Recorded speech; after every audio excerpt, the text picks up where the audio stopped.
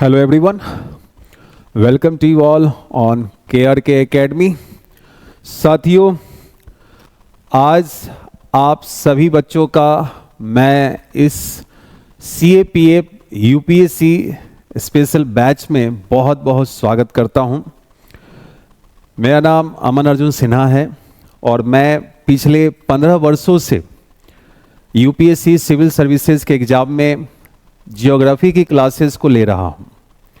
मेरा खुद का जो एक्सपीरियंस रहा है वो UPSC 2009 में मेंस और 2010 में मेंस और इंटरव्यू देने का रहा है। मैं आपको बताना चाहूँगा कि मैंने UPSC CAPF के लिए भी इंटरव्यू फेस किया हुआ है।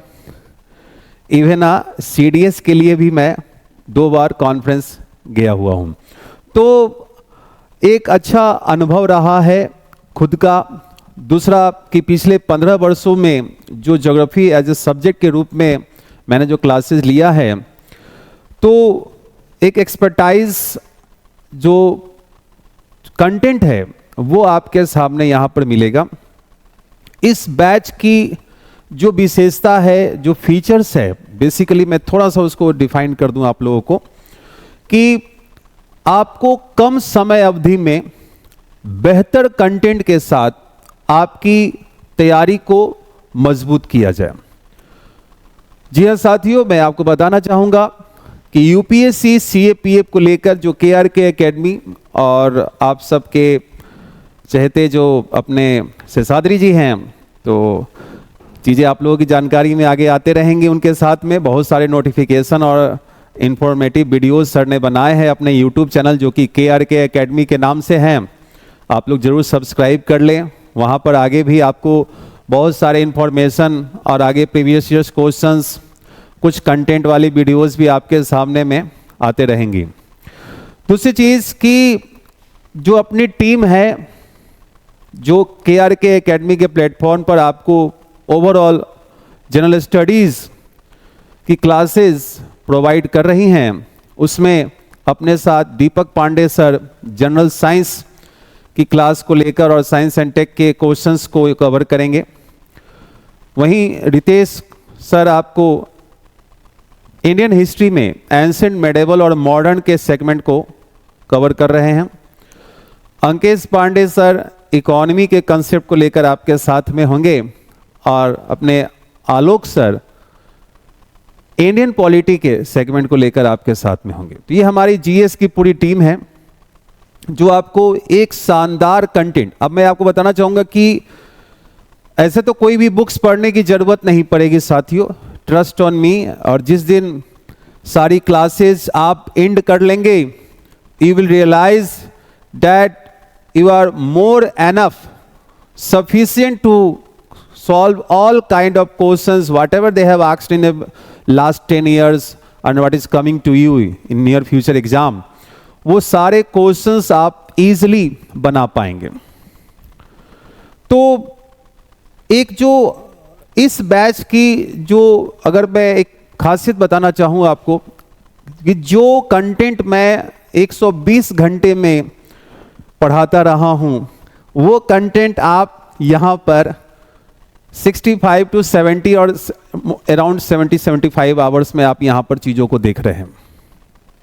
तो एक लिमिटेड टाइम में एक शानदार कंटेंट, मेरे पढ़ाने का अंदाज ये होगा कि जो भी फैक्चुअल चीज़ें जो मैं लिखवाता हूँ बोलकर क्लासेस में ऑफलाइन में, वो मैटर मैंने स्लाइड पर रखा है। बाकी rest all conceptual portions will be defined through figures और व्हाट एवर डिमांड्स। तो मतलब कंसेप्ट को आप मेरे साथ समझते चलिए। ज्योग्राफी की अगर मैं बात करूंगा तो यहाँ पर कंसेप्चुअल क्लैरिटी का होना बहुत ज़्यादा जरूरी है, क्योंकि अगर आपका कंसेप्ट क्लियर नहीं है तो फिर क्वेश्चंस नहीं बनेंगे। डायरेक्ट क्वेश्चंस भी होते हैं, मैंने कुछ क्वेश्चंस रखा है आपको दिखाने के लिए कि 2021 में कैसे क्वेश्चंस आए हैं, 2022, 20 में, 23 में कैसे क्वेश्चंस आए हैं, वो सब मैंने रखा है आपके लिए।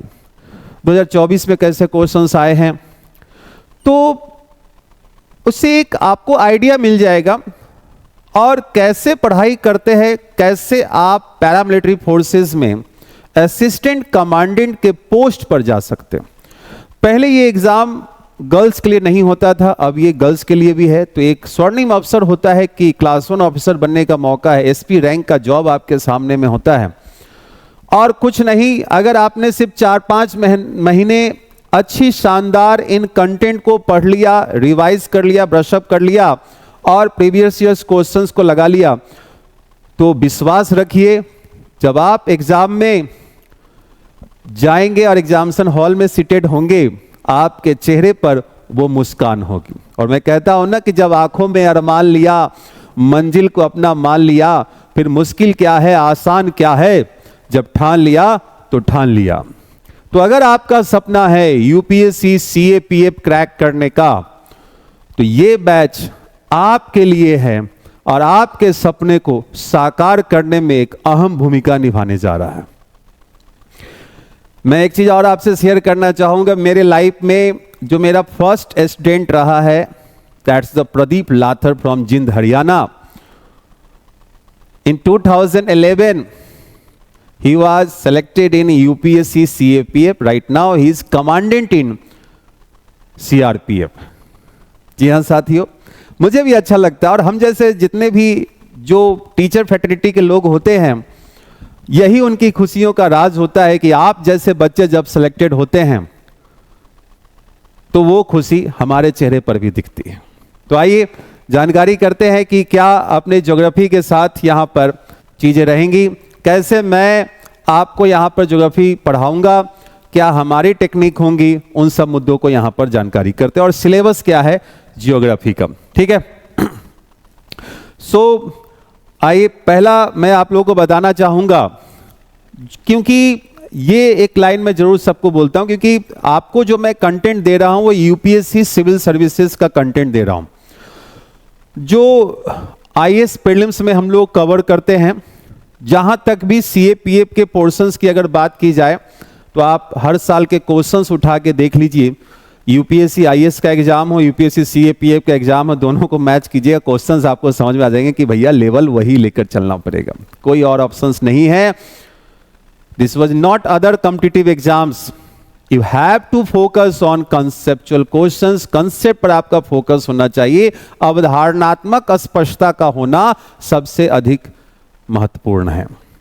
तो first of all, if you have makeup a mind कि हमें सीएपीएफ के लिए जाना है, so vision without A strategy remains an illusion, यहां पर हमने आपके लिए रखा है। क्योंकि अगर आपने सोचा तो है मगर आपके पास स्ट्रेटजी नहीं है, देन कहीं ना कहीं आप लैक करेंगे, ठीक है साथियों। तो ध्यान रखिएगा। पहले मैं आपको बता दूं कि resources list and must read books for UPSC civil services exam की हम जब बात करते हैं, तो यहां छोटी सी चीजें मैं आपको बता दूं कि जैसे कि हम इंडियन ज्योग्राफी का पोर्शन देख रहे हैं, वर्ल्ड ज्योग्राफी का पोर्शन देख रहे हैं, तो इंडियन ज्योग्राफी के लिए मोस्टली बच्चे महेश बर्णवाल को रीड करते हैं। ये वर्ल्ड ज्योग्राफी में भी आप रीड कर सकते हैं, ठीक है। एक बुक आती है के सिद्धार्था जी की, ज्योग्राफी थ्रू मैप, अच्छी बुक है, आईएएस के लिए मैं रिकमेंड करता हूं। वर्ल्ड ज्योग्राफी डी खुल्लर की बुक भी काफी कंसेप्चुअल है, वो आप ले सकते हैं। आप लोगों के लिए मेरी तरफ से, और मैं शेषाद्री जी को वही बोल रहा था कि मैं इतने कंटेंट देकर जाऊंगा बच्चों को कि कोई बुक्स पढ़ने की जरूरत नहीं पड़ेगी। सभी जो एग्जाम ओरिएंटेड कंटेंट जो होंगे आपके पास अवेलेबल करवा के जाऊंगा। क्या स्ट्रेटजी मेरी होगी, मैं उस पर चर्चा करूंगा। एनसीईआरटी क्लास 11-12 अगर आपने पढ़ा है तो अच्छी बात है, नहीं पढ़ा है तब भी उसका सार हमारे साथ में है। मैं आपको बताऊंगा कि कैसे यूपीएससी आईएएस 2024 में जो क्वेश्चन पूछा गया प्रीलिम्स में, तो कई जगह डिफरेंट प्लेटफॉर्म पर बोला गया कि अरे ये चीज तो लिखा ही नहीं है ही नहीं। कोरियोलिस फोर्स के बारे में था कि ये तो महेश बर्णवाल की किताब में भी नहीं। अरे भैया तो क्वेश्चन बना कहां से? एनसीईआरटी से बना हुआ था। और एनसीईआरटी फोकस करके हमने अपने क्लास नोट्स में शो किया था कि वो लाइन बाय लाइन जो क्वेश्चन बना हुआ है मेरे नोट्स में पहले ही से कराया गया हुआ है। तो मेहनत कभी भी आपकी खराब नहीं होती है। 2010 तक मैं बात करूं तो ज्योग्राफी ऑप्शनल के पेपर हुआ करते थे जो हम लोग दिया करते थे, अलग से 120 मार्क्स का पेपर हुआ करते, 120 क्वेश्चन हुआ करते थे समझ रहे हो। तो हमें उन क्वेश्चंस को सॉल्व करके प्रीलिम्स पास करना होता था। यूपीएससी आईएएस की मैं बात बता रहा हूं। तो अब यूपीएससी वाले जो क्वेश्चंस बनाते हैं ना, आईएएस में, सीएपीएफ में, सो वहां से कई बार क्वेश्चंस उठा लेते हैं और मैं उसको भी फोकस करके चलता हूं, टारगेट करके चलता हूं, तो वहां से भी क्वेश्चंस बनते हैं। तो इनको आपको एक जनरली मैंने बताया है कि आप बुक्स पढ़ना चाहेंगे तो पढ़ सकते हैं, बाकी जरूरत नहीं पड़ेगी, सिर्फ मेरे नोट्स 4-5 बार पढ़ लीजिएगा, काम हो जाएगा। देन एक कुछ चीजें स्ट्रेटजी की मैं चर्चा कर रहा हूं। Do not start your preparation without having a clear strategy. ये हमेशा ध्यान रखिएगा कि ऐसा नहीं कि हमने सोचा कि यूपीएससी सीएपीएफ हमें करना है और हम बस किताब उताब ले आए गए, पढ़ना शुरू कर दिए, ऐसे नहीं होगा। आपको अपना एग्जाम प्लान बनाना होगा, कितना जहां आपका स्टडी टेबल हो वहां पर चिपका दीजिए लिख करके कि डेट कब है एग्जाम सीएपीएफ का, कितने दिन बच रहे हमारे पास में, कैसे कितने सब्जेक्ट वाइज हमें फोकस करना है, क्योंकि आपके लिए यहां पर पेपर 2 भी होगा और पेपर 2 अगर पास आप नहीं करेंगे तो पेपर 1 चेक भी नहीं होने वाला है भाई, ये भी मैं आपको बता देता हूं। Getting a point? तो बहुत ज्यादा पेपर 2 के लिए वरी नहीं होना है, ठीक है। उसकी भी क्लासेस साथ साथ आपको यहां पर इस बैच में मिल रही हैं, ठीक। तो देखिए strategy formulated should be feasible. ऐसा स्ट्रेटजी बनाइए कि जो फिजिबल हो, ऐसा नहीं कि हम सोचेंगे हम डेली 4 बजे उठ जाएंगे, रात के 12 बजे तक पढ़ेंगे, ऐसा कुछ होता नहीं। डेली हम 2-2 घंटे सब कुछ पढ़ेंगे, यह भी ऐसा कुछ होता नहीं। टारगेटेड होना चाहिए कि आज अगर हम इंडियन ज्योग्राफी पढ़ रहे हैं, फिजियोलॉजी ऑफ इंडिया पढ़ रहे हैं, पूरा फिजियोलॉजी ऑफ इंडिया हम एक साथ फिनिश करेंगे। उसके बाद एनसीईआरटी वाले क्वेश्चंस या फिर स्टैंडर्ड क्वेश्चंस जो पुराने आए हुए प्रीवियस ईयर्स क्वेश्चंस के, उनके हम फिजियोलॉजी ऑफ इंडिया के पूरे क्वेश्चंस को बनाएंगे। और आज जो आप पढ़ रहे हैं कल उसका रिवीजन होना जरूरी है, फिर आप नया पढ़ेंगे, फिर अगले दिन पहले दिन का भी रिवीजन कीजिए, दूसरे दिन का भी रिवीजन कीजिए, फिर तीसरे दिन कुछ नया पढ़िए, चौथे दिन भी यही सिनेरियो आपको लेकर चलने की जरूरत है। 3-4 दिन रेपिटेशंस जब आप रखेंगे वो सारी चीजें आपको कंठस्थ हो जाएगी, आत्मसात हो जाएगी और आपके दिमाग में बैठ जाएगा, चीजों को समझा सकेंगे आप, ये चीजें होंगी। Once formulated do not deviate from it until and unless not getting results. अगर आपने एक बार सोच लिया कि सीएपीएफ हमें करना है तो थोड़ा फोकस कर लीजिए, क्लास 1 ऑफिसर का जॉब है, ये नहीं कि इसके साथ बीएड कर रहे हैं, इसके साथ सीटेट दे रहे हैं, इसके साथ एसएससी दे रहे हैं, सीडीएस दे रहे हैं, थोड़ा सा एकदम फोकस्ड स्टडी कर लीजिए। फोकस्ड मैंने ईगल आई जैसे होता है ना, उस तरह से आपको कर लेने की जरूरत है। Always self reflect and introspect. देखिए खुद से चीजों को समझने होंगे, सेल्फ असेसमेंट आपको करते हुए चलना पड़ेगा कि हाँ आपने क्या पढ़ा, उससे कितने क्वेश्चंस बने। कॉन्फिडेंस बूस्ट अप करते चलिए, आपके अंदर वो कॉन्फिडेंस लेवल आना चाहिए। जिस दिन आप एग्जाम हॉल में जाए तो आपकी आंखों में वो हंसी, वो एक मंद मुस्कान आपके चेहरे पर दिखनी चाहिए, एक कॉन्फिडेंस लेवल, ठीक है। आइए सिलेबस एंड करना क्या होता है, सबसे पहले हमें सिलेबस को समझना होता है कि आखिर क्या पूछा जाएगा, क्या पढ़ के हमें पास करना है। वो कैसे पता चलेगा कि उन सिलेबस से भी क्या पढ़ना होता है, तो उसके साथ प्रीवियस ईयर्स क्वेश्चंस को आप देखिए। That is the first element of the resource list. मैं हमेशा सबको बोलता हूं कि सबसे पहले आप सिलेबस को पढ़ जाइए 2-4 बार। आपको पता होना चाहिए कि ये टॉपिक यूपीएससी के सिलेबस में है। आप कुछ पेपर पढ़ रहे होंगे, कोई न्यूज आपके सामने आएगा, चाहे आप कहीं भी मूव कर रहे होंगे, तो आप उससे कोरिलेट कर पाएंगे। And you have to make your mind and have to develop the approaches of interdisciplinary approach. Like कि इन हिस्ट्री को आप कोरिलेट कर लो ज्योग्राफी के साथ में, पॉलिटी को ज्योग्राफी के साथ, हिस्ट्री के साथ आप कोरिलेट करने की इतनी सक्षमताएं आपको डेवलप करनी हो। You have to focus on cognitive study. Cognitive study की ओर आप मूव कीजिए, आप कर सकते हैं।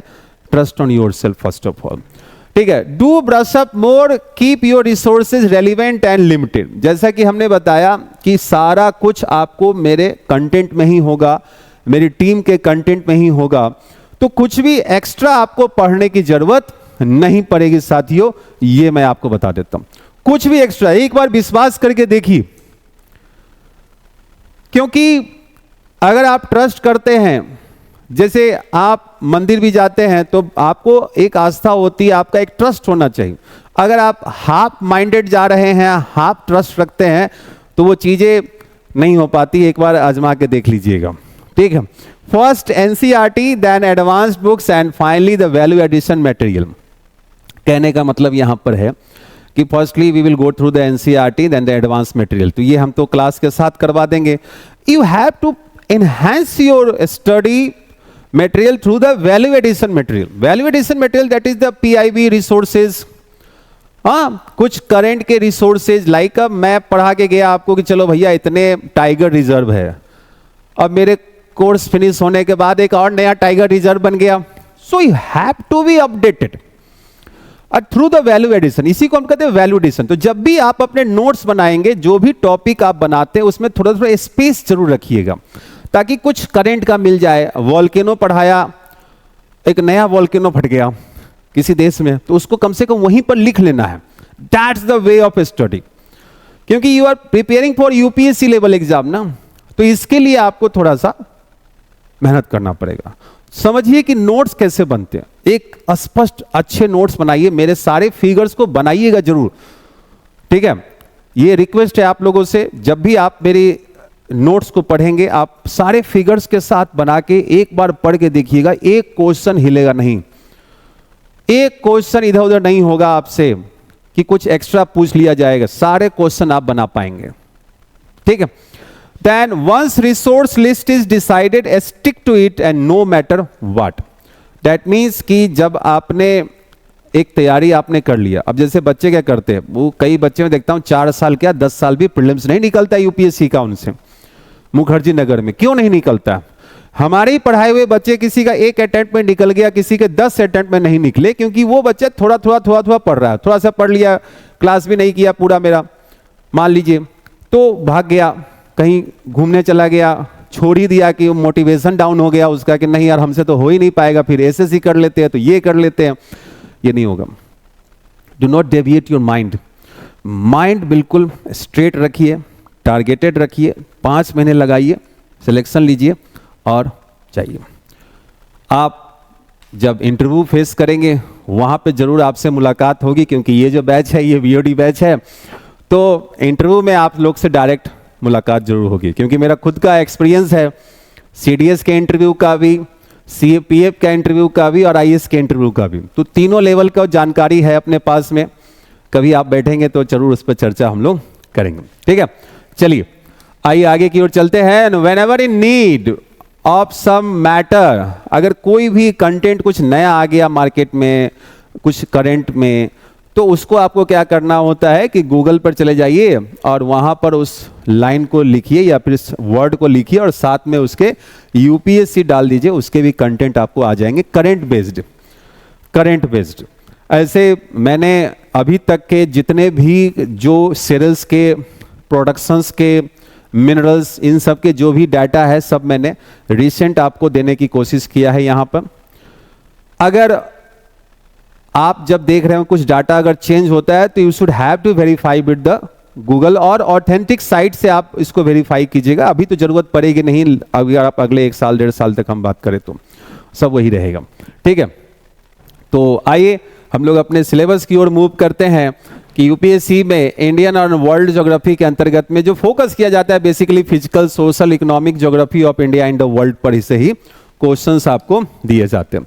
अगर हम इंडियन ज्योग्राफी की बात करते हैं साथियों, तो जो सबसे पहला जो आपके सामने में कंटेंट आपको देखने को मिलेगा, बेसिक्स ऑफ इंडिया और फिजियोलॉजी ऑफ इंडिया। भारत की भूवैज्ञानिक संरचना को यहां पर हम देखें, भारत की अवस्थिति क्या है, भारत का एरिया क्या है, ठीक है, भारत का जो लोकेशन है, एक्सटेंशंस है वो क्या है, एक्सट्रीम पॉइंट क्या क्या है, सुदूरस्थ बिंदु क्या क्या है, यहाँ पर नेबरिंग कंट्रीज ऑफ इंडिया की हम चर्चा करेंगे। अब मेरे पढ़ाने का अंदाज जब आप इस लेक्चर को करेंगे तो आप देखेंगे कि यहां पर मैं अक्साई चीन आपको डील कर रहा हूं, मैं यहां पर आपको वाखन कॉरिडोर डील कर रहा हूं, मैं एलओसी, एलएसी, पीओके डील कर रहा हूं, मैं यहां पर आपको रन ऑफ कच्छ का डेवलप जो रीजन है, जो बन्नी ग्रासलैंड है, जो करंट से रिलेटेड चीजें हैं वो सब डेवलप करता हुआ मैं आपको यहां पर दिखूंगा। जब आप मेरे फिजियोलॉजी ऑफ इंडिया के मैटर को फिनिश करेंगे, क्वेश्चंस बना के देखिएगा, ब्रह्मांड का ऐसा कोई क्वेश्चन नहीं होगा जो इससे अलग बना देगा कंटेंट से। सारे क्वेश्चंस आप बना पाएंगे। Even a topic of cancer भी इसी में होगा, आईएसटी लाइन भी इसी में होगा। हर एक कंसेप्ट को मैंने दिया है कि क्यों आखिर जो अगर आप देखते हैं कि जो एनसीईआरटी के लाइन में क्लास 11th की मैं बात आपको बता रहा हूं कि कैसे भारत का जो उत्तर दक्षिण विस्तार है वो पूरब पश्चिम से अधिक है, 3214 2933 किलोमीटर। तो वाई भी वहां पर क्लियर किया हुआ है कि कैसे दो देशांतर रेखाओं की मध्य की दूरी जो है वो इक्वेटर से पोल्स की ओर कम होती जाती है। That the 1 degree longitude line is decreasing from equator towards poles. सब डील किया हुआ, कुछ भी इसमें आपको बचेगा नहीं। इवन स्टेट्स एंड पोजीशंस, हर एक चीज कहीं पर मैंने आपको हर एक चीज डिफाइन किया कि यहां से कैसे स्टेट से रिलेटेड क्वेश्चंस पूछा जा सकता है कि हाँ भाई इससे अगल बगल कौन कौन से स्टेट है, आईएसटी रेखा के ईस्ट कौन है, वेस्ट कौन है, 15 डिग्री के नॉर्थ कौन है, साउथ कौन है। ये इस तरह से क्वेश्चंस पूछे जाते हैं। यूपीएससी कुछ भी क्वेश्चंस बनाएगी वो आपको मैंने यहां पर बताया हुआ है। ठीक है, आइए नेक्स्ट हम लोग देखेंगे फिजिकल फीचर्स को देखना होगा। The physical division of India. अब फिजिकल डिवीजन ऑफ इंडिया में firstly we will go through the great northern आपको माउंटेन्स। जो उत्तर के जो पर्वतीय प्रदेश जो है उनको आपको देखना पड़ेगा यहाँ पे। और उत्तर के पर्वतीय प्रदेश में आप हिमालय देखेंगे, ट्रांस हिमालय देखेंगे, ईस्टर्न हिल्स को देखेंगे, इन तीनों को हम लोग देख रहे होंगे। यहाँ पर ही मैं आपको सुलेमान माउंटेन, हाँ हिंदू कुश माउंटेन, उनके पासेज सब करवाया हुआ। मैंने यहाँ पर आपको कम से कम 50 पासेज आपको दिया है मैटर। यहाँ पर एक भी क्वेश्चन ऊपर नीचे नहीं होगा आपसे, आराम से आप बना लीजिएगा।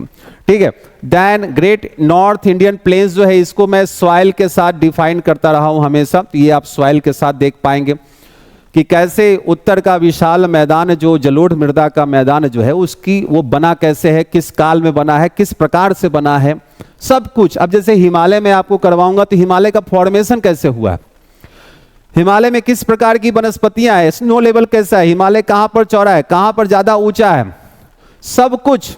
हिमालय के ग्रासलैंड, मर्ग, molasses basin, getting a point, karewas, ये सब कुछ डील किया हुआ है आपको मैंने इसमें। Then the peninsular plateau of India. अब कैसा जो भारत का जो मेन जो पार्ट है वो पेनिनसुलर प्लेटू ऑफ इंडिया ही तो है, जो कि पेंजिया अंगारा लैंड का भाग है। अब यहां पर मैं आपको एक्स्ट्रा पेनिनसुलर इंडिया भी करवाया हूं। कई बच्चे पढ़े ही नहीं होते कि एक्स्ट्रा पेनिनसुलर इंडिया क्या होता है, एक्स्ट्रा हिमालयन रीजन कौन से होते हैं, सब कुछ आपको यहां देखने को मिलेगा। कैसे ये निर्माण हुआ है, कहां पर इसका ढाल कैसा है, किस प्रकार के वहां पर भ्रंशन की स्थितियां हुई है, रिफ्ट वैली बनी है, नदियां कैसे जा रही है, वो सब कुछ आपको करवाया गया। आकार कैसा है, एरिया कैसा है, सब कुछ। जितने भी पर्वत पठार हिल्स जो पेनिनसुलर इंडिया के बारे में वो सब कुछ आप यहां पर देख पाएंगे। ऐसे ऐसे हिल्स भी आपको दिया हुआ है जो किताब में भी आपको नहीं मिलेंगे, वो हिल्स जो आते हैं एग्जाम में वो भी हमने दिया हुआ है। ठीक है, देन इंडियन डेजर्ट का रीजन और coastal planes, lines and islands को भी हम देखेंगे। यहां पर मैंने आपके लिए जो भारत का जो कॉन्टिनेंटल शेल्फ जो है वो भी मैटर आपको करवा दिया हुआ है। कॉन्टिनेंटल शेल्फ कि भारत का महाद्वीपीय मग्न तट जो है वो कहां पर अधिक चौड़ा है, कहां पर कम चौड़ा, आज तक आईएएस में ही सिर्फ पूछा गया हुआ है। ठीक है, तो ये सारे मैटर आप यहां से रीड कर पाएंगे। Then we will go for the river system. River system की हम अगर बात कर रहे हैं तो भारत के हिमालयन रिवर सिस्टम, भारत के peninsular river system, west flowing rivers, east flowing rivers, rivers outflows of water और merges into an Arabian Sea और बे ऑफ बंगाल। उस तरीके से आपको यहाँ पर सारा कुछ water catchment area, river basins, उसके प्रोजेक्ट, उसके डैम, और नेक्स्ट में आप देखेंगे वाटरफॉल, मेजर डैम, सब आपको करवाया गया हुआ। एक एक नदियों की सहायक नदियां, उनकी विशेषता, कुछ नदियों के प्राचीन नाम, उसके ओरिजिन, माउथ, सब कुछ आपको यहां करवाया हुआ है जो भी क्वेश्चंस पूछा जा सकेगा। ठीक है, नेक्स्ट जो आपके सामने में आएगा वो सॉइल, मृदा का टॉपिक आएगा कि भारत में कितने प्रकार की मृदा होती है, कौन भारत की मृदा को डिसाइड कर रहा है। यहां पर हमने यूएसडीए का क्लासिफिकेशन भी आपको दिया हुआ है। ठीक है, तो वो सब आप यहां से रीड कर पाएंगे। कैसे उस मृदा का निर्माण होता है, उसकी क्या विशेषता है, कहाँ पर पाई जाती है, क्या लैक कर रहा है, क्या रिच है, सब। नेचुरल वेजिटेशंस में आप यहाँ पर फॉरेस्ट, ग्रासलैंड सब कुछ देखेंगे। वर्ल्ड वाइला भी ग्रासलैंड मैंने यहीं पर रखा हुआ है, तो एकदम डिटेल्स में कि कैसे एवरग्रीन फॉरेस्ट की अगर हम बात करते हैं तो उसमें 5 टाइप्स ऑफ वेजिटेशंस आपको देखने को मिल जाते हैं विशेषता के साथ में। और जहां भी कोरिलेट करने का मौका मिला है वर्ल्ड के साथ भी कोरिलेट करके आपको मैटर दिया हुआ है। मैंने जैसे कि बताया कि आपको अपने आईएएस प्रीलिम्स के मैटर को ही हमने कन्वर्ट करके पीपीटी पीडीएफ के रूप में आपके सामने प्रेजेंट किया हुआ है। हाँ, सारे फिगर वगैरह जो है, ग्राफ वगैरह जो है, डायग्राम्स वगैरह वो मैं बनाया हूं और वो सारा चीज आपको स्पष्ट रूप से समझ आएगा। सिर्फ जो मैं बोल के लिखवाता हूं वही चीज आपको यहां पर मैंने कंटेंट को रिटन में दिया हुआ है। ठीक है, I then agriculture, types of agriculture practices आप देखेंगे। सबसिस्टेंस फार्मिंग क्या है, इंटेंसिव क्या है, एक्सटेंसिव क्या है, कॉन्ट्रैक्ट फार्मिंग क्या है, मिक्स्ड फार्मिंग क्या है, मिक्स्ड क्रॉपिंग क्या है, टेरेस फार्मिंग, स्टेप फार्मिंग, सब सारा कुछ आप यहां से देखेंगे। टाइप्स ऑफ क्रॉप्स भी आपको एक चैप्टर अलग से देखने को मिलेगा। सीरियल्स प्रोडक्शन जो है ये फैक्चुअल वाले नोट्स के साथ में, ये आपको फैक्चुअल नोट्स के साथ में 1-2 क्लास हमने फैक्चुअल नोट्स का भी रखा हुआ है, क्योंकि वो अलग है, उसमें रटना है कि भैया ये फसल गेहूं किस राज्य में सर्वाधिक होता है, प्रोडक्शन कहां पर सर्वाधिक है, मतलब रिसेंट डाटा भी आपको मैंने दिया हुआ अभी रिसेंट। ठीक है, तो ये यहां से आपको मिल जाएगा। देन क्लाइमेट का टॉपिक आप देखेंगे कि भारत की जलवायु कैसी है, भारत में सीजन्स कितने होते हैं, किस प्रकार के सीजन्स होते हैं, कैसा प्रभाव होता है, भारत की जो जलवायु है वो ट्रॉपिकल एंड सब ट्रॉपिकल मानसून क्लाइमेट है वो कैसे है, उसको एक्सप्लेन किया हुआ है। यहीं पर आप देखेंगे तो मानसून को बहुत ही शानदार तरीके से, what about the origin of monsoon, चाहे वो क्लासिकल थ्योरी हो, मॉडर्न थ्योरी हो, सारे थ्योरी को लेते हुए, चाहे पिटियेन हो, कोटेश्वरम हो, फ्लोन हो, सबके थ्योरीज हमने डाले हुए। एमजे हो, मैडन जूलियन ऑसिलेशंस हो, इंडियन ओशन डाइपोल मॉडल की, लानिना अलिना, सब कुछ, वेस्टर्न डिस्टर्बेंसेस, सब कुछ आप यहां पर देखेंगे। पूरा सीजन्स रेनफॉल के साथ आपको साइक्लिक ऑर्डर में देखने को मिलेगा। ये क्लाइमेट से क्वेश्चंस बनते हैं, ध्यान रखिएगा, पूरा कंसेप्ट। देन ये पूरा फैक्चुअल मैटर है, ध्यान देने वाली बात ये है। तो ट्रांसपोर्टेशन में आप रेलवे, रोडवेज, वाटरवेज, एयरवेज, इन सब के पूरे फैक्चुअल नोट्स को आपको रटना है। पावर एनर्जी सेक्टर में कौन आगे है, जैसे कि किस इंडस्ट्री में आप देखेंगे कि ज़्यादा मात्रा में कोयले का उपयोग किया जाता है। एनर्जी का सेक्टर की अगर हम बात करते हैं, न्यूक्लियर पावर एनर्जी की बात करते हैं, उन सबको यहाँ पे करवाया गया हुआ है, conventional energy, non conventional energy. Minerals and industries, ये दोनों भी आपको फैक्चुअल नोट्स के साथ में एक लेक्चर हमने रखा हुआ है, वो आपको डील करना है। एक लेक्चर और भी है जो ह्यूमन ज्योग्राफी में डेमोग्राफिक, जो कि आपको सेंसस से रिलेटेड होता है, और ट्राइब्स भी आपको फैक्चुअल नोट्स के साथ में देखने को मिलेगा। ठीक है, ये सब रटना है। जहां रटना है समझिए, सुबह हर दिन उठिए, आप लोग को तो एग्जाम देना है भाई, ऑफिसर बनना है, थोड़ा मेहनत तो करना पड़ेगा ना। सुबह 4 बजे उठ जाइए, बहुत हो गया तो 5 बजे। अब तो गर्मी की स्थितियां मैक्सिमम ही रहती है, अगर पूरे साल में देखा जाए तो 9 महीने गर्मी ही रहती है, 2-3 महीने के लिए। अब 2-3 महीने भी दिल्ली जैसे शहर में अगर देखा जाए तो 2 महीने भी गर्मी, ठंड नहीं, अगर पूरी तरह से देखा जाए तो गर्मी की स्थिति पूरी की पूरी बनी रहती है। ठीक है, तो ये आपका इंडियन ज्योग्राफी का पोर्शंस होगा। एक बार जब इंडियन ज्योग्राफी आप पूरा पढ़ लेंगे, आप स्टार्टिंग कीजिएगा इंडियन ज्योग्राफी के साथ में। ठीक है, वही शुरुआत भी है। तो इंडियन ज्योग्राफी को आप पहले अच्छे, क्योंकि मैक्सिमम क्वेश्चन जो होंगे वो इंडियन ज्योग्राफी से होंगे, ये ध्यान रखिएगा। मैक्सिमम क्वेश्चन जो होंगे वो इंडियन ज्योग्राफी, इंडिया से ही क्वेश्चन पूछे जाते हैं, देन वर्ल्ड से क्वेश्चन। तो यहां पर रेशियो जो आपके सामने में होगा, इंडिया से 60 से 70% क्वेश्चन होंगे, और अगर वर्ल्ड की हम अगर बात करेंगे तो 30 से 40% क्वेश्चन आपके सामने। मान लो कि अगर 10 क्वेश्चन आ रहे हैं तो 10 में 6-7 क्वेश्चन तो इंडिया से होंगे, 3-4 वर्ल्ड से होंगे, यही रेशियो बना रहता। ये मत सोचिएगा कि अब इंडिया में आपको रह के काम करना तो ज्यादा उसी के बारे में पढ़ना पड़ेगा, नौवीं सी बात है। तो आइए वर्ल्ड ज्योग्राफी की ओर चलते हैं। विश्व के भूगोल की क्या कंसर्न रहेंगे, वहां पर आपके सामने में आएगा क्लाइमेटोलॉजी, जलवायु विज्ञान का हम लोग पोर्शन देखेंगे। जलवायु विज्ञान, अब जलवायु विज्ञान ये ऐसा कंसेप्चुअल टॉपिक है और इतने शानदार आपके कंटेंट यहां पर आपके सामने में होंगे, सिर्फ उसको अच्छे से कर जाइएगा। सारे क्वेश्चंस आपको यहीं से बनने वाले हैं। शुरुआत हमने यहां पर किया हुआ है एटमॉस्फेयर के साथ में। इसी में आप heating and cooling of the earth भी देख रहे होंगे, टेम्परेचर डिस्ट्रीब्यूशन को देख रहे होंगे, कैसे सी से आप लैंड एरिया पर जाते हैं आइसोथर्म लाइन चेंज हो जाती है, वो सब भी मैंने करवाया हुआ है। तो व्हाट अबाउट मतलब what ever is the requirement of the UPSC आप यहां पर देख पाएंगे। अगर आप आईएएस का एग्जाम भी देंगे तो यहां से क्वेश्चंस आप बना लेंगे, इस चीज को मैं एश्योर कर देता हूं आपको। आप आईएएस का फॉर्म भी भरिएगा, सीएपीएफ का फॉर्म भी भरिए, दोनों फॉर्म को भरिए और अच्छे से एग्जाम दीजिए। मुझे पूर्ण विश्वास है कि आप सारे क्वेश्चंस को बना पाएंगे। ठीक है, तो ये सब आप यहां से देख पाएंगे कि हाँ टेम्परेचर, हीट बजट बेसिकली ये सब जो टॉपिक है बहुत रेयरेस्ट क्वेश्चन पूछे जाते हैं। और मैंने हीट बजट भी आपको यहां पर ऊष्मा बजट भी करवाया हुआ है, समझ रहे।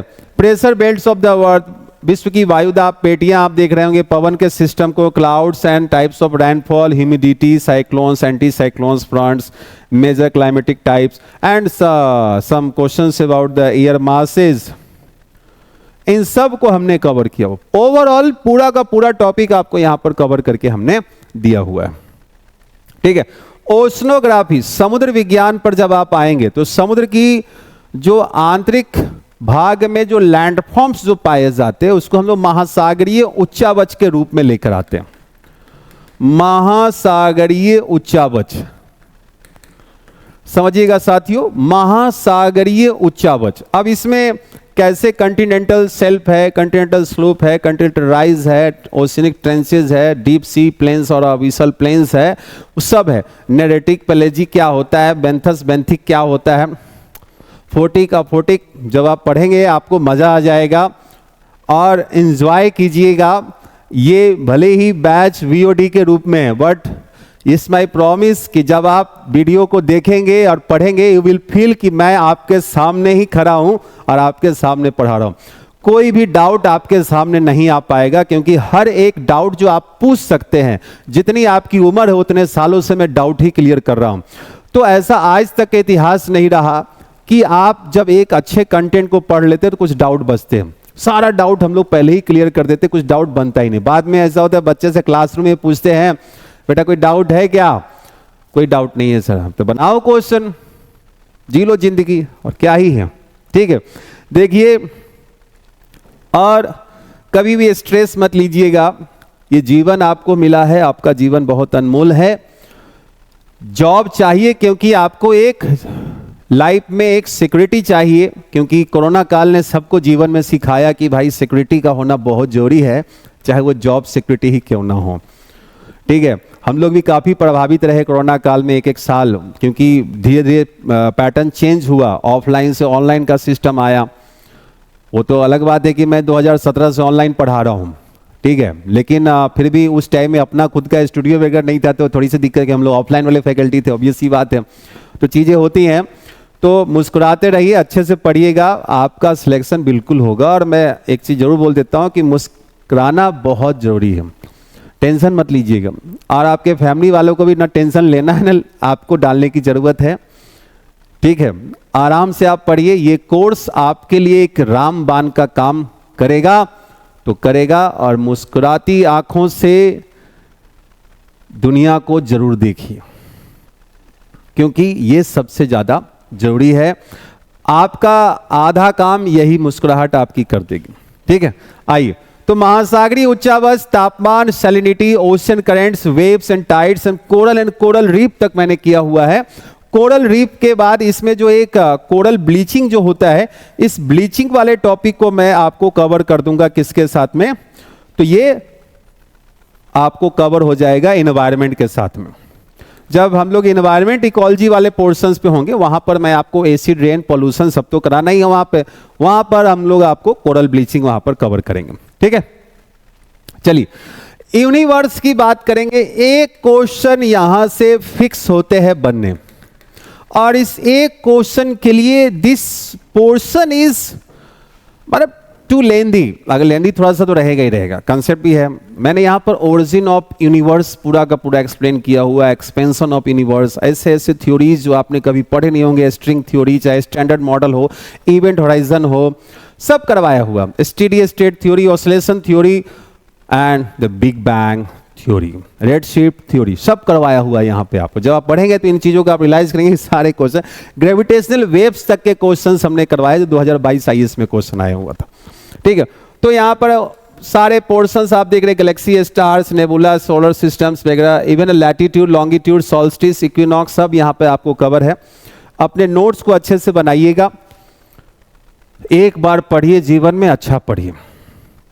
ठीक है, तो ये आपका कवर हो जाएगा। देन वर्ल्ड ज्योग्राफी का जो फिजिकल ज्योग्राफी में जो लास्ट टॉपिक होगा वो जियोमॉर्फोलॉजी होगा, जिसको हम लोग भू आकृति विज्ञान कहते हैं साथियों।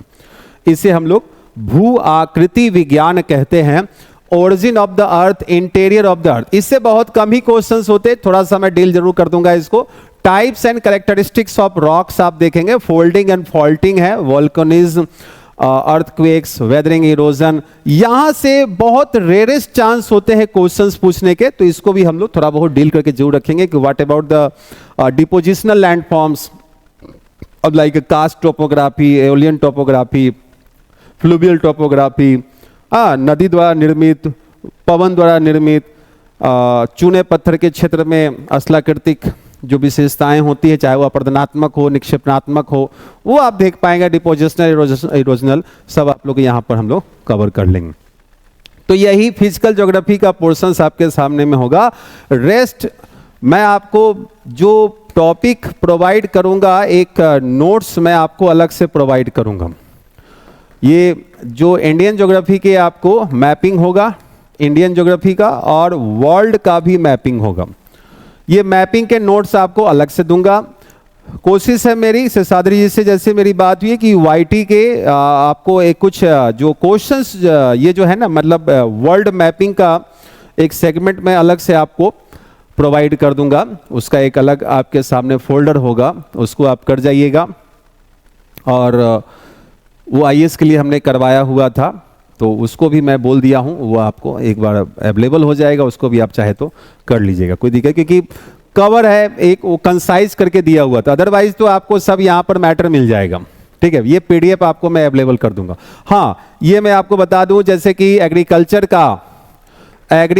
का आपको एक अलग पीडीएफ मैं आपको प्रोवाइड कर दूंगा, जो मैंने 2-3 साल पहले एक क्लास में करवाया, क्योंकि उतना ज़्यादा मैटर हर बार करवाना बड़ा टफ हो जाता है। तो उसमें इकोनॉमी को भी मैंने जोड़ा हुआ था, जनरल साइंस को भी जोड़ा हुआ था, सबको मिलाकर एक एग्रीकल्चर, जैसे होता है ना कि किसी गेहूं में ये कौन सा रोग हो जाता है, ये कौन सी किस्में होती है, सब करवाया हुआ, सब कुछ उसमें। एनिमल हस्बेंड्री वगैरह के संदर्भ में भी वहाँ पर आप चीज़ों को देख पाएंगे। तो ये अपना वर्ल्ड और इंडियन ज्योग्राफी का पोर्शंस रहेगा।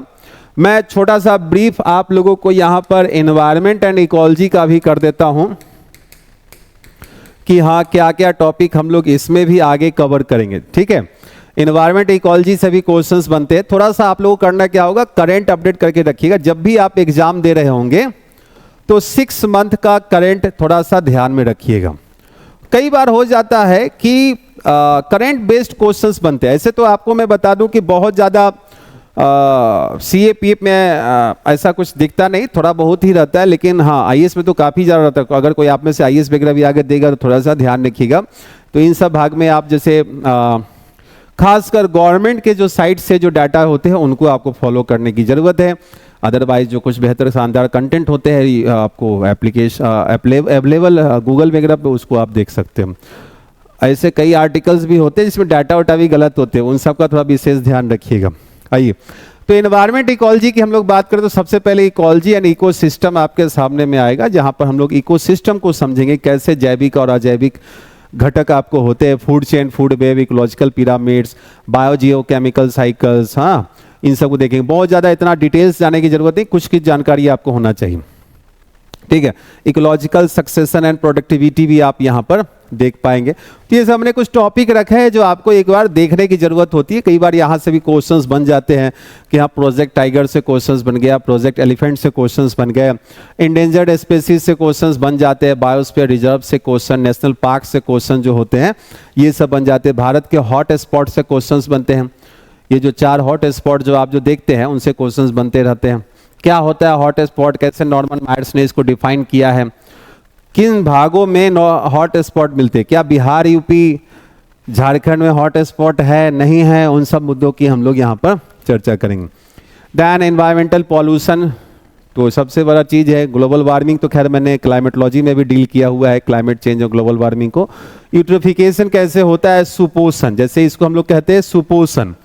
तो क्या होता है ये सुपोषण, कैसे झीलों में जब रासायनिक अपशिष्टों की मात्रा बढ़ जाती है, वहाँ पर पहले प्लैंक्टन्स ब्लूम हो जाता है, एल्गी ब्लूम होता है, फिर मछलियों की संख्या बढ़ती है, फिर वो एल्गी इतना ज़्यादा बढ़ जाता है कि पूरा का पूरा कवर कर लेगा झील को ही, तो सनलाइट नीचे पहुंच नहीं पाएगा और बीओडी डिमांड्स वहाँ पे स्थितियाँ बिगड़ती हैं, मछलियाँ मरती हैं, एसिडिफाइड हो जाता है, ये सुपोषण की स्थितियाँ होती हैं। ठीक है, क्लाइमेट चेंज है इंटरनेशनल एग्रीमेंट्स, ये फैक्चुअल है। ओजोन डिप्लीशन मैं आपको बता दूंगा कि हाँ कैसे ओजोन डिप्लीशन होता है। ठीक है, global warming, green house gases वगैरह, तो इन सबको भी हम लोग यहाँ पर डील कर लेंगे। इन्वायरमेंटल लॉज एंड पॉलिसीज, ये फैक्चुअल है, इसको आपको एक बार रीड करना पड़ेगा यहाँ से।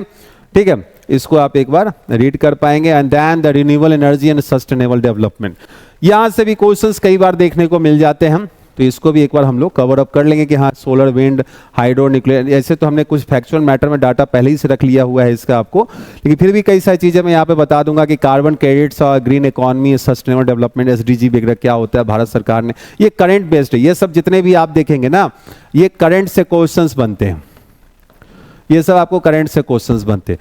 तो यही आपका सिलेबस है ज्योग्राफी, एनवायरनमेंट एंड इकोलॉजी को मिलाकर अगर हम देखते हैं तो कम समय में एक शानदार तैयारी अगर आप करना चाहते हैं तो इस बैच को जरूर ऑप्ट कीजिए और अपने दोस्त यार को भी जरूर बताइए, क्योंकि ये बैच आपके लाइफ में, आपके सपने को, आपका अपना जो एक एम है, गोल है कि एक गेस्टेड ऑफिसर हमको बनना है, क्लासरूम ऑफिसर बनना है, पैरामिलिट्री फोर्सेस में जाना है, तो ये बैच आपके काम में होगा। अगर आप में मैं जरूर बताना चाहूँगा कि आईएएस प्रीलिम्स तक को अगर आप क्रैक करना चाहें तो भी इस बैच को आप ले सकते हैं।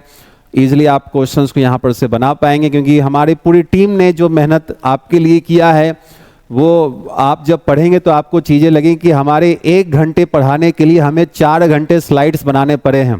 This one is the first time in ever history कि मुझे स्लाइड्स बनाने पड़े हैं। जितना मुझे पढ़ाने में मेहनत नहीं करनी पड़ती है, उससे ज़्यादा मुझे मेहनत स्लाइड्स में लगे है। और इवन दीपक पांडे सर को भी, आलोक सर को भी, रितेश सर को भी, सब लोगों को काफ़ी मेहनत पड़ा है। तो उन्होंने अपने कंटेंट को, अपने क्लास नोट्स को स्लाइड्स पर लेकर आए हैं। मेरी क्लास को आप देखिएगा, मतलब हर एक कंसेप्ट को मैंने विद फिगर खुद से डील किया हुआ है।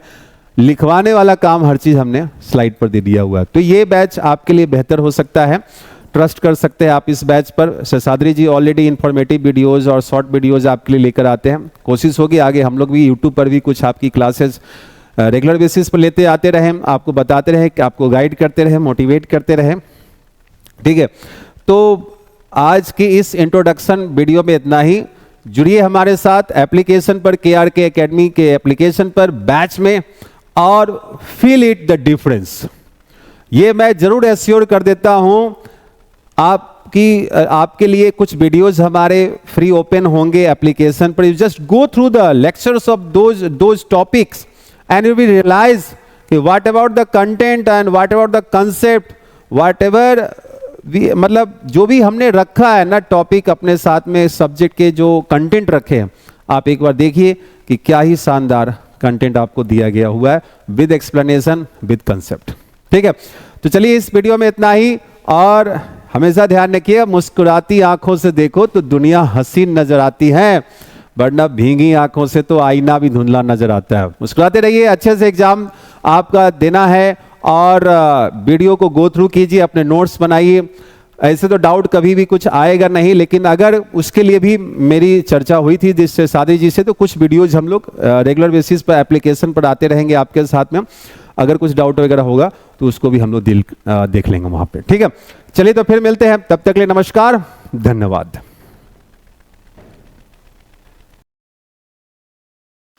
हेलो दोस्तों, welcome back to KRK academy. तो आज हम इस वीडियो में कोर्स आपको कैसे परचेस करना है एक बार क्लियरली मैं आपको एक्सप्लेन करूंगा।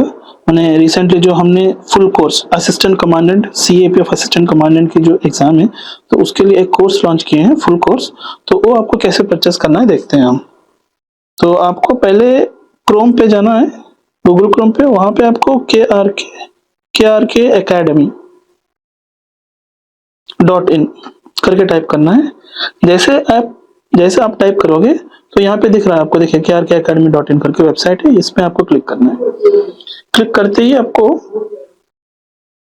कंप्लीट देखिए KRK एकेडमी का वेबसाइट ओपन होगा। आपको यहाँ पे देखिए टॉप में आपको डाउनलोड ऐप करके है, एंड्रॉइड का सिंबल है डाउनलोड ऐप, तो इस पे क्लिक करना है आपको।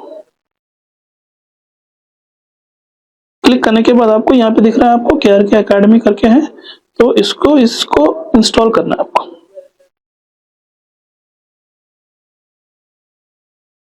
तो इंस्टॉल हो रही है, बस it takes few seconds. Install हो गया, इंस्टॉल्ड है अभी। देखिए यहाँ पे आपको ओपन दिख रहा है ना, ओपन करके है, तो इसमें क्लिक करना है आपको। जैसे आप क्लिक करोगे यहाँ पे देखिए ए पेज आपको आएगा, खुलेगा। तो यहाँ पे आपको नीचे देखिए यूज अनदर मेथड, तो उस पर क्लिक करने के बाद आपको यहाँ पे मोबाइल नंबर एंटर करना है।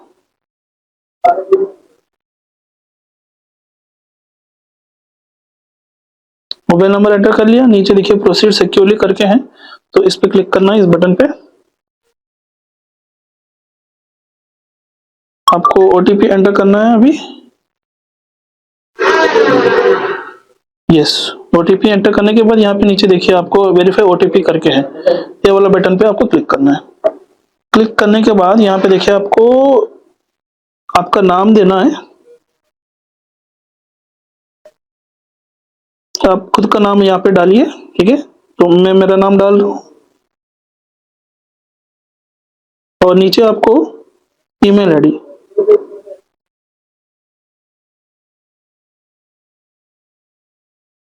ईमेल आईडी डालना है आपको। जो आपका रजिस्टर ईमेल आईडी है तो उसी को डालना है, ओके। यहाँ पे देखिए आपको एलो करके यहाँ पे क्लिक करना है, हो गया, राइट। तो ये जो ओपन हुआ है ये होम पेज है, ठीक है, होम पेज है। नीचे देखिए एक बार होम पेज है, यहाँ पे बगल में आपको स्टोर करके दिख रहा है ना, स्टोर पे क्लिक करना है। स्टोर पे क्लिक करने के बाद यहाँ पे देखिए आपको CAPF, नीचे CAPF AC फुल कोर्स करके है 1 ईयर वैलिडिटी का, तो यहाँ पे आपको क्लिक करना है। उस पे क्लिक करने के बाद आपको यहाँ पे नीचे बाय करके ऑप्शन है, यस, बाय नाउ पे क्लिक कीजिए।